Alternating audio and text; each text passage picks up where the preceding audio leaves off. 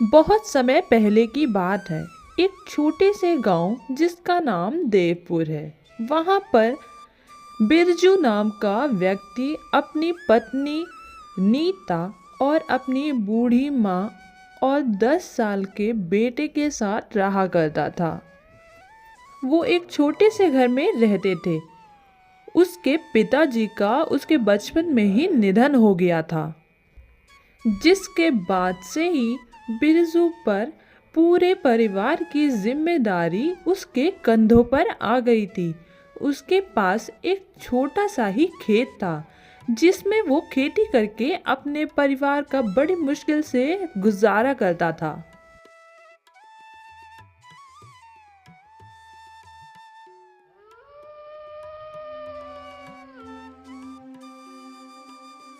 एक रात बिरजू की माँ की अचानक से तबीयत खराब हो जाती है। उसका जल्दी से इलाज कराने के लिए वो अस्पताल ले जाता है, लेकिन वहाँ पर जाकर वहाँ उससे पैसे लिए जाते हैं। उसके पास पैसे तो नहीं होते हैं। फिर वो जल्दी से अपनी वो छोटी सी ज़मीन को भी बेच देता है।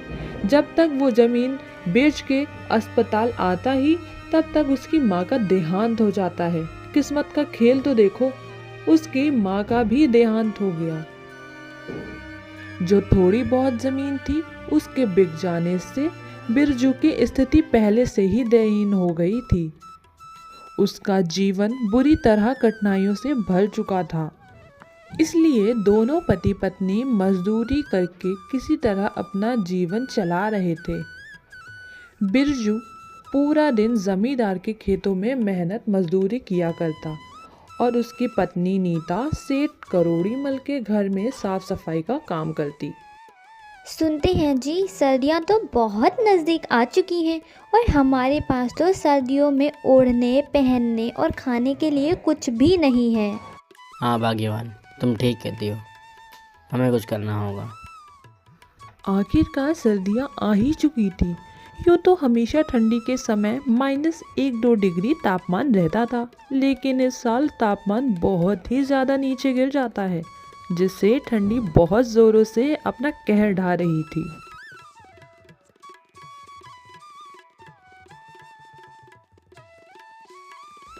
इसी वजह से देवनगर गांव के लोग ज़्यादा ठंडी के कारण डरे हुए थे। दिन हो या रात हो, ठंडी के कारण बहुत परेशान थे। हे भगवान, ये कैसी लीला है आपकी। देख रही हो ना नीता, इस साल कितनी ज़्यादा ठंड पड़ रही है। इतनी ठंड में काम करना भी बहुत मुश्किल हो गया है। घर से बाहर निकलते ही पैर ठंड के मारे सुन पड़ने लगते हैं। इतनी ज़्यादा ठंड में तो घर से बाहर निकलने का भी मन नहीं कर रहा है। ना जाने इस साल की ठंडी कैसे कटेगी। ठीक है सानवी, अब मैं काम पर चलता हूँ, नहीं तो जमींदार गुस्सा करेगा। ठीक है। हाँ ठीक है जी, सर्दी बहुत है, अपना ख्याल रखिएगा।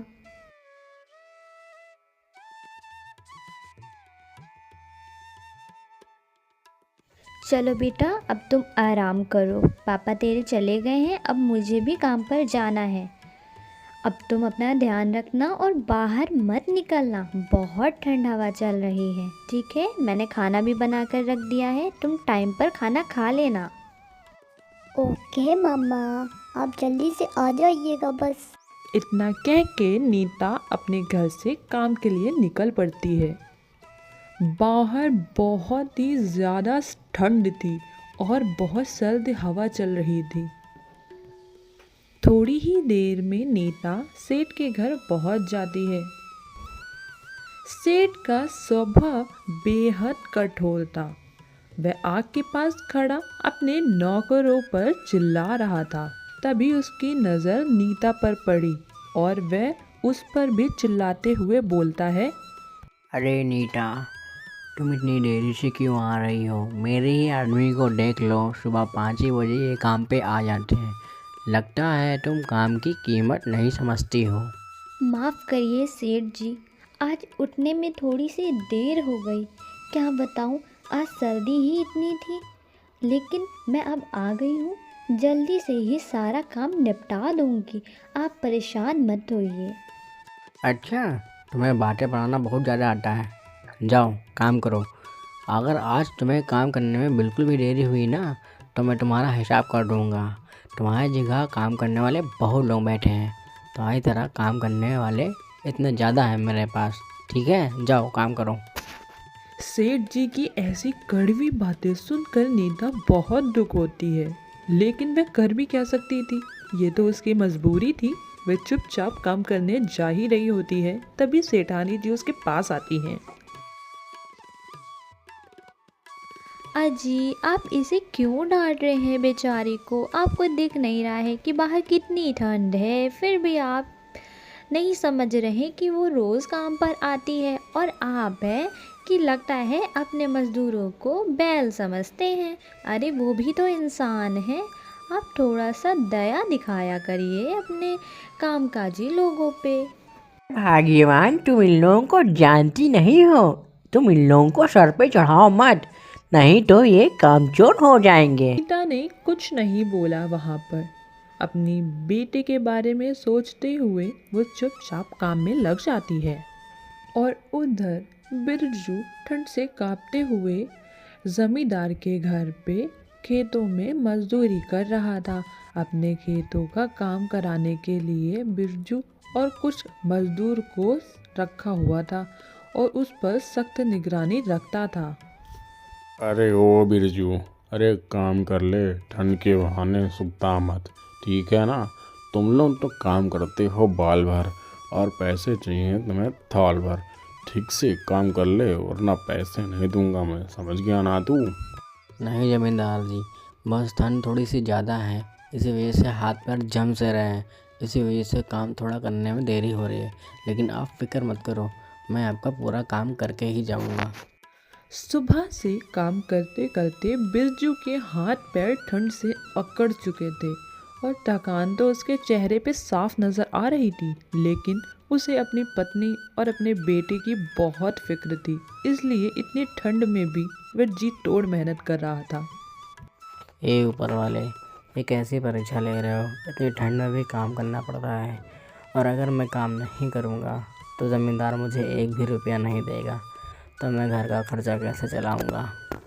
शाम होने को थी और बिरजू ठंड में किसी तरह काम निपटा कर घर लौटने की सोच ही रहा था, लेकिन तभी जमींदार ने उसे फिर से काम पर लगा दिया।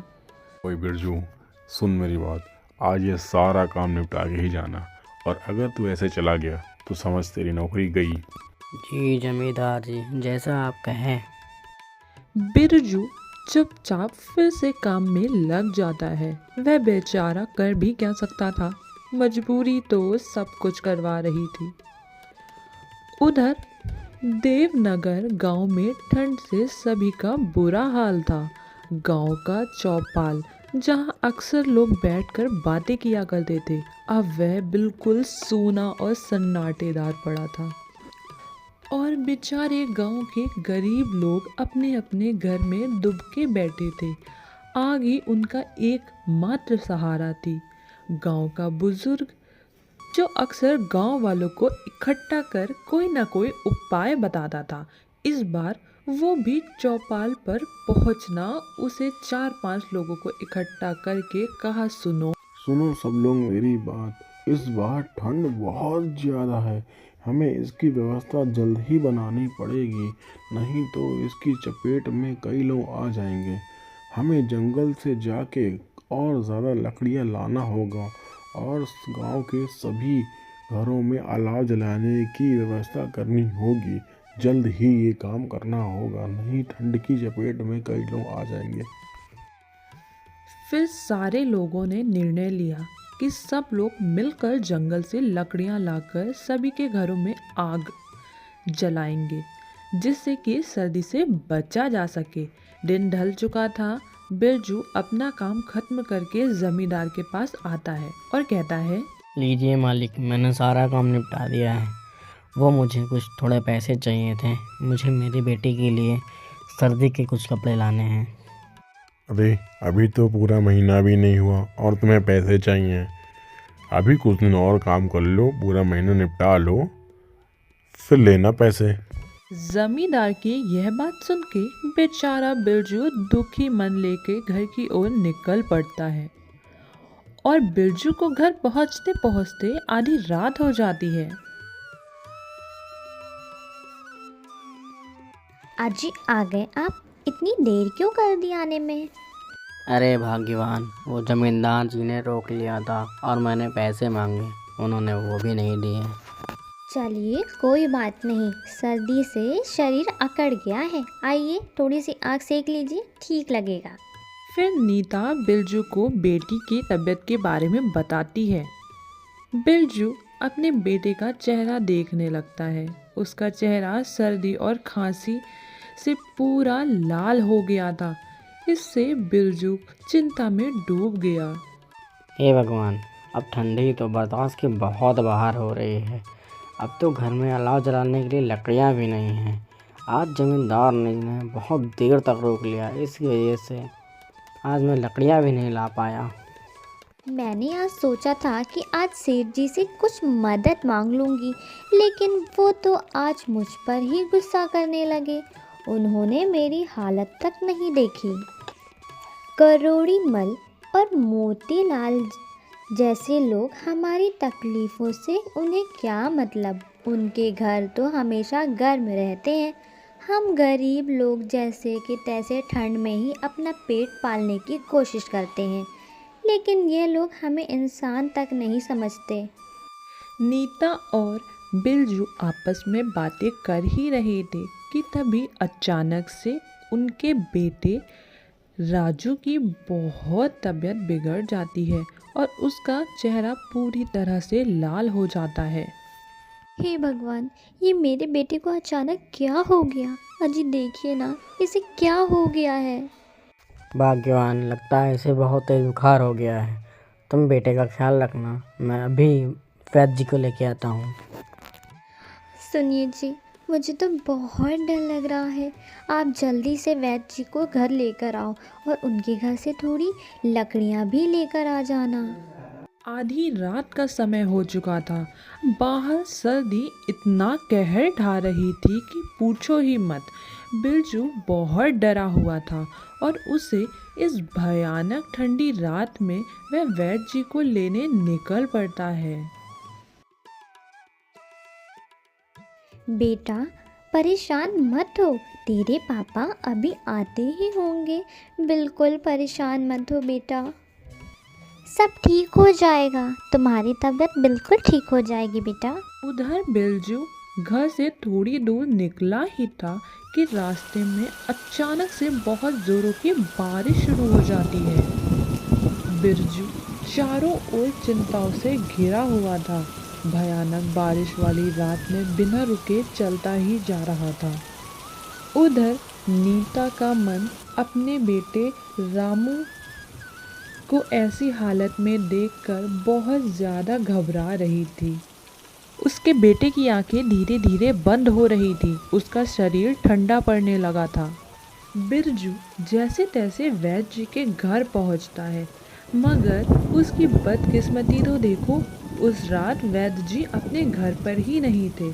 उधर नीता इतनी ज़ोर से चिल्ला रही थी कि उसकी चीख उसे भयानक काली रात की बरसात को चीरती हुई सीधी बिरजू के कानों में पड़ती है। यह चीख इतनी दर्द भरी थी कि हर सुनने वाले की रूह कांप जाती है।